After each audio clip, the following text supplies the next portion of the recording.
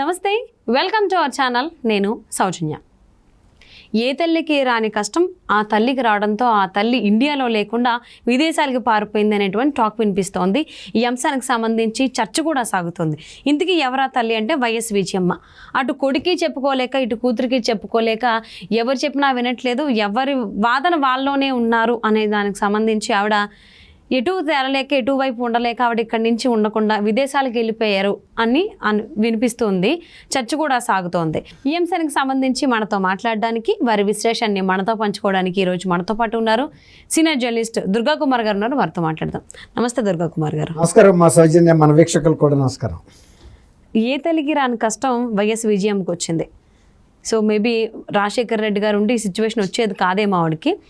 ఇప్పుడేమో అటు కొడుకు వైపు ఉండలేదు, ఆయనకి సపోర్ట్ చేయలేదు, ఇటు కూతురు వైపు ఉండలేదు.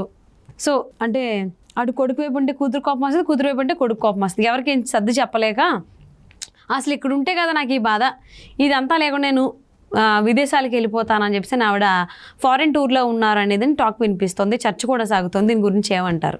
మీరు అన్నట్టు నిజంగా రాజశేఖర రెడ్డి గారు ఉంటే ఆమెకి ఇంత ఇబ్బంది అసలు వచ్చే సందర్భమే రాదమ్మా.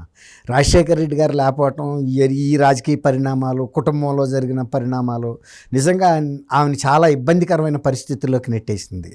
ఆమె గత ఎన్నికల్లో తన మీద ఉన్న గౌరవాన్ని జగన్మోహన్ రెడ్డి గారి కోసం ఆంధ్రప్రదేశ్లో ప్రజల ముందు ఖర్చు పెట్టి ఆయన్ని అధికారంలోకి ఎక్కించింది. కానీ ఆయన ముఖ్యమంత్రి అయిన తర్వాత విజయం గారి మాట కానీ షర్మిల కానీ కేర్ చేయలేదు. విజయం గారు ఇచ్చిన హామీలు కానీ ఆయన ఇచ్చిన హామీలు కానీ అమలు కాలేదు. ప్రజలేమో చాలా ఇబ్బందులు పడ్డారు. తర్వాత రాజధాని కడతారని ఇచ్చిన రైతులు దాదాపు 27,000 మంది గత 5 ఏళ్లుగా తాడేపల్లి ప్యాలెస్ కోతవేటు దూరంలో నిరాహార దీక్షలు చేస్తున్న మహిళా రైతులు జగన్మోహన్ రెడ్డి గారు కానీ విజయమ్మ గారు కానీ కూడా వెళ్ళి జస్ట్ వాళ్ళని పరామర్శించిన పరిస్థితి కూడా లేదు. మీరు నా బిడ్డ కాదు మీ బిడ్డ, మీరు జగన్ బాబును ముఖ్యమంత్రి చేయండి, రాజన్న ప్రభుత్వం వస్తుంది, రాజశేఖర రెడ్డి గారు ఎలా పరిపాలించాడో అలాంటి పరిపాలన. రాజశేఖర రెడ్డి గారి పరిపాలన గురించి ప్రజల్లో మంచి అభిప్రాయమే ఉంది, రాజశేఖర రెడ్డి గారి గురించి కూడా మంచి అభిప్రాయం ఉంది. ఈయన గురించి వ్యక్తిగతంగా ఆనాటికి ఎవరికి ఏమీ తెలియదు. విజయం గారు చెప్పింది మాత్రం చాలా మంచి బిడ్డ జగన్ బాబు, నా బిడ్డ కాదు మీ బిడ్డ అని దత్తత ఇచ్చినంత సెరమనీలాగా చేసింది. నమ్మారు, ఓట్లు వేసేసారు. ఆయన కూడా ఊహించని రీతిలో 151 స్థానాల్లో గెలిచారు. గెలిచిన తర్వాత మరి ఆయన ప్రజల్ని శత్రువులుగా ఎందుకు ఎంచుకున్నాడో మరి తెలియదు. ప్రజల మీదే యుద్ధం ప్రకటించాడు కానీ ఆయన పరిపాలన మీద చేయలేదు. రెండోది, సరే ప్రతిపక్షాల మీద ప్రజల మీదే యుద్ధం ప్రకటించిన వ్యక్తి ప్రతిపక్షాల మీద కక్ష సాధింపే పెట్టుకున్నాడు. అది ప్రజల మీద కూడా మళ్ళీ ఇచ్చాడు. ఈ వర్గం ఆ వర్గం లేదు, అన్ని వర్గాల ప్రజల్ని ఇబ్బంది పెట్టాడు, పరిపాలనా పరంగా ఇబ్బంది పెట్టాడు, పన్నుల భారం పెంచాడు. తర్వాత ఏ ప్రగతిని సాధించలేదు, బిడ్డలకు ఉపాధి కల్పించలేదు, మౌలిక వస్తువుల పెంపుదల చేయలేదు. తర్వాత ఇతర పరిశ్రమలను ఇక్కడ రావటం వలన డబ్బు చలామణి పెరిగేది, అది చేయలేదు. ఇసుక తెలుగుదేశం ప్రభుత్వం ఫ్రీగా ఇచ్చిన ఇసుకని బంగారం చేశాడు, ఇళ్ళు కట్టుకోలేని పరిస్థితి. దాంతో వివిధ వృత్తుల వాళ్ళకి పనులు లేకుండా పోయినాయి. 5 ఏళ్ల నుంచి ఆంధ్రప్రదేశ్ అతలాకుతలం అయిపోయింది. ఏ పారిశ్రామికవేత్త వ్యాపారవేత్త ఆంధ్రప్రదేశ్లోకి వచ్చి వ్యాపారం చేసే పరిస్థితి లేదు. చేయటానికి ప్రయత్నించిన వాళ్ళని బెదిరించి పారదోలారు అందరినీ. కియా పరిశ్రమ ఉత్పత్తి ప్రారంభించిన రోజున గోరంట్ల మాధవ్ లోకల్ ఎంపీ ఒక పోలీస్ అధికారులు దౌర్జన్యంలాగా వెళ్ళి ఆ ఫ్యాక్టరీలో నానా రచ్చ చేశాడు. చైర్మన్ వాళ్ళంతా వచ్చిన టైంలో అది మొత్తం అంతర్జాతీయ స్థాయిలోకి వెళ్ళిపోయింది. ఆంధ్రప్రదేశ్ అనేది ఒక రౌడీ రాజ్యం అని. ఎవడు కూడా ఇక పెద్ద పెట్టుబడిదారులు వచ్చి కానీ చిన్న పెట్టుబడిదారులు కానీ అక్కడ పెట్టింది లేదు. వీళ్ళు కూడా ఏ పరిశ్రమ మేము తెచ్చామని కూడా చెప్పుకోలేని పరిస్థితి.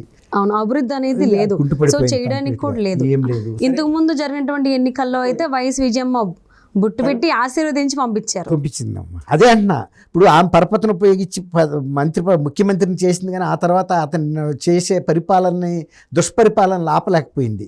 దాని మూలాన్ని ఇవాళ ఆమె ప్రజల్ని ముఖం చూడలేని పరిస్థితికి వచ్చింది.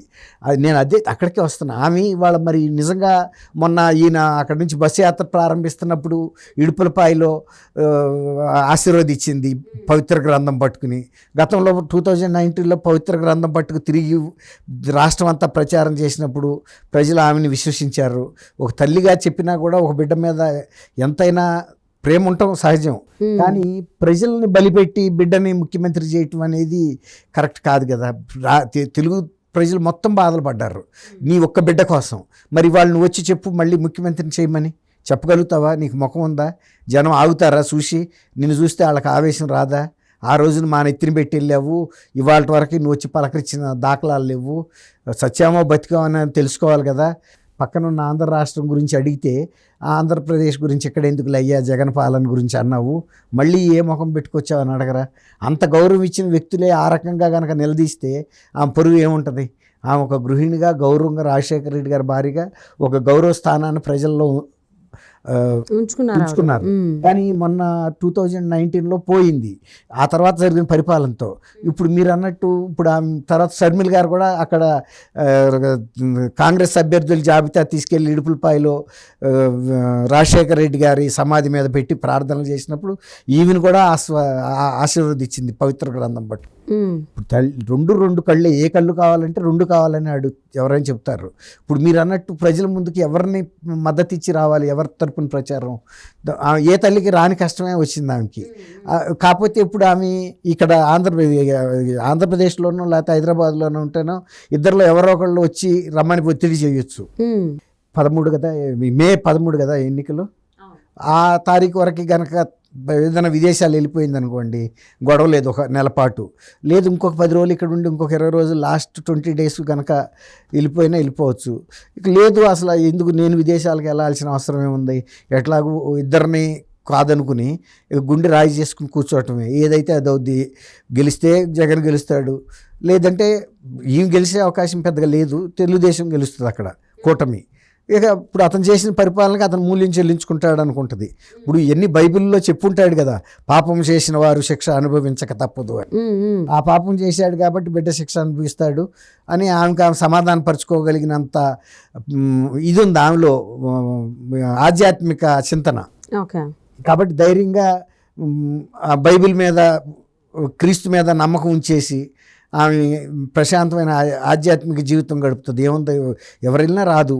అంటే ఇప్పుడు కొడుకు కూతురు ఇద్దరు ప్రచారంలోనే ఉన్నారు, కానీ విజయం మాత్రం బయటికి రావట్లేదు. సో అంటే ఇక్కడ కొడుకుకి సపోర్ట్ చేస్తే కూతురు కోపం వస్తుంది అని ఒకటి ఉంది, కూతురుకి సపోర్ట్ చేస్తే కొడుకుకి కోపం వస్తుంది ఖచ్చితంగా.